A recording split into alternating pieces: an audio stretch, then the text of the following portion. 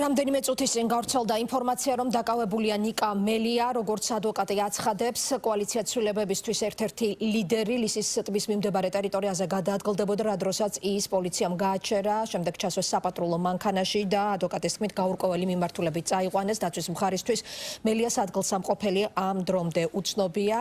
კონდახაშვილი არ გამორიცხავს, რომ ნიკა მელია შესაძლო ადმინისტრაციული წესით იყოს დაკავებული. შეგახსენებთ, რომ პარლამენტის ეგრეთ წოდებული პარლამენტის დროებითი საგამოძიებო კომისიის სხდომაზე გამოუცხადებლობის საქმეზე, რომელზეც ნიკა მელიას 50,000 ლარიანი გირაო აქვს შეფარდებული, სასამართლო პროცესი გუშინ უნდა გამართულიყო, თუმცა ის ხვალისთვის გადაიდო. მელიას არაერთხელ აქვს გაცხადებული, რომ ის არც გირაოს გადახდას არ აპირებს და არც სასამართლო პროცესზე დასწრებას არ გეგმავს. შეგვიძლია ახლა მოვისმინოთ ადვოკატის განცხადება, რომელიც მან რამდენიმე წუთის წინ გააკეთა.